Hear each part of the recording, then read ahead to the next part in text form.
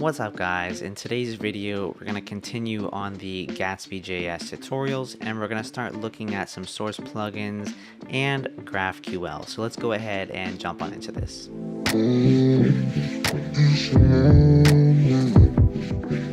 Alright, I have step 5 pulled up right now. So this is going to be source plugins and rendering queried data. So we're going to introduce GraphQL, source plugins, and we're going to build a page using GraphQL, with a GraphQL query. So let's see what we got here. Introducing GraphIQL. GraphIQL is the GraphQL Integrated Development Environment IDE. It is powerful and all around awesome. It's a tool that we're going to use while we build Gatsby sites. Thank you. Okay, so you can access it when your site's development server is running, normally at HTTP localhost port 8000. It's basically just / underscore GraphQL. Okay, so let's see. Let's scroll on down. We're not going to do that yet. Let's get down to business here. Okay.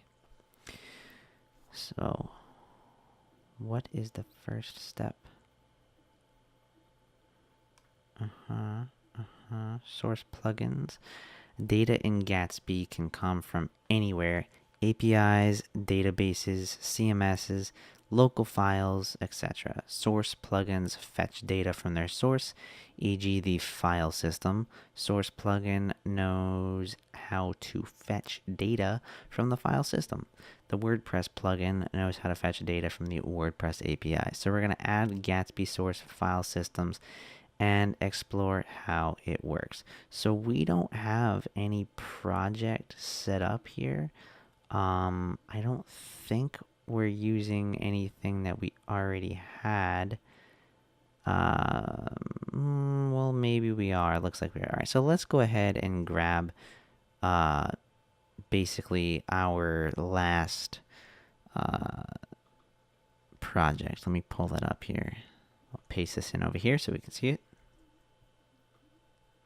And here is our last project. So it's still copying over. There's a lot of little files here. It's about 40,000 I think. Let's give that a second. Alright, so now that that's there, let's open up our terminal and we'll cd into it. And if you didn't know, you can type in cd and then you can just drag this folder in here and it'll put the full path there. And then we'll go say Gatsby develop. Run that. And then we should have this running at port 8000. Localhost port 8000. There you go. Alright, so let's grab this and load that up. And here we go. This is our site. So let's see what we got to do here. Alright, so if we go to source plugins, add Gatsby source file or source file system. And explore how it works. So npm install save Gatsby source file system. So let's turn that off and we'll run this. There you go, full screen there. Great, no vulnerabilities found. So let's see what's next. It says then add it to your Gatsby config.js. So we're going to go ahead and copy this here. And let's open that up in Atom. All right. Here is our Atom. And here's our Gatsby config.js. So plugins. Let's see where we're putting that again. It's going to be before Gatsby emotion. So we'll put that right there. Great. Save it. And what else? Save that and restart the Gatsby development server. Then open up the GraphIQL again. So if you bring that up and follow the so if you bring up the autocomplete window, you will see this. Let's go ahead and do that. Let's run Gatsby develop. Great. And let's go see if that's up. Okay, so it's still up. So let's go ahead and load up the graph QL. There we go. So let's see what it wants us to do. We can start typing in here, and we should basically see that. So let's do this, and then let's see, how do we pull up autocomplete? Control space. So I'll do control space. So here you can see file, then you can run this, and you can see everything over here. You can do all file. That's what we want. So let's try and delete this and go to all file. Great. And then within, is it within all file or is it just here? Let's run that, see what happens. There we go. Okay, perfect. Okay, so hit enter on all file, then type control enter to run a query. So you could have just hit, well, I guess it's command enter or control enter, and it would have run this anyways, but we just clicked that. So it says delete the ID from the query and bring up the autocomplete again. So let's see, if we delete ID here and then just pull up the autocomplete, you should see all of these. Let's see what it wants us to find. Try adding a number of fields to your query, pressing control enter each time to run the query. You'll see something like this. So you can see they've got relative path, pretty size, extension, and birth time. So you could do relative path, pretty size, birth time, and then what was that other one we saw there? Extension. So let's do extension here. And then now if we run this, so I just hit command enter, you can basically see everything here, the relative path, the pretty size, the birth time, and the extension of the file. All right, so if we come on down here, the result is an array of file nodes. Node is a fancy name for an object in a graph. Each file object has the fields you queried for. So it's pretty simple. You basically query for it, and it'll give you back, well, this. All right, so build a page with GraphQL. Building new pages with Gatsby often starts in GraphIQL. You first sketch out the data query by playing in GraphIQL, then copy this to a React page component to start building the UI.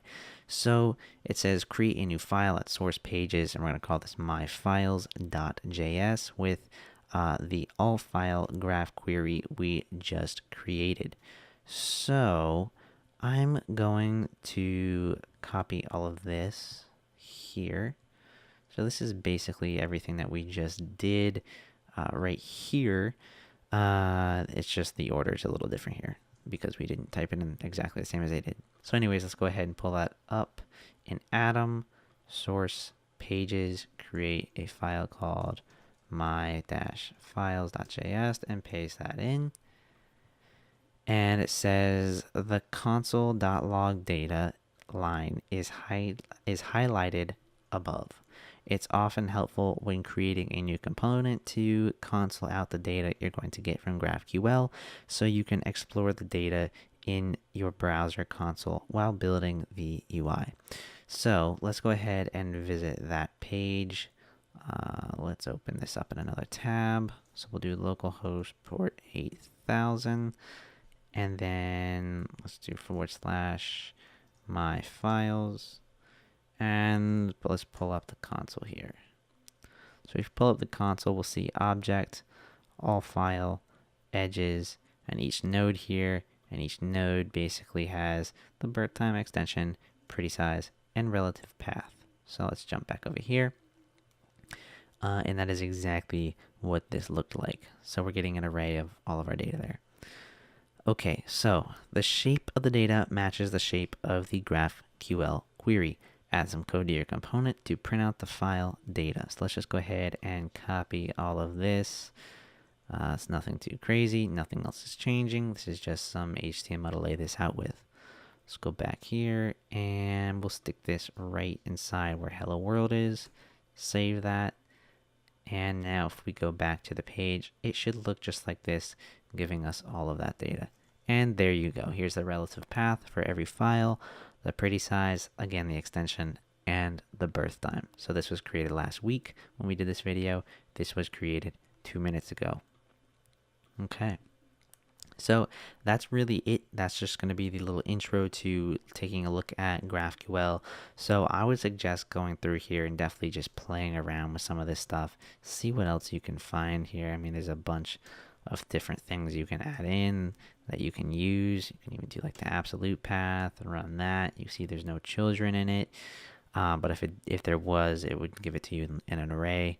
And then again, you can add more data from this as well about the children. If you wanted, I guess, the birth time as well, you could do that.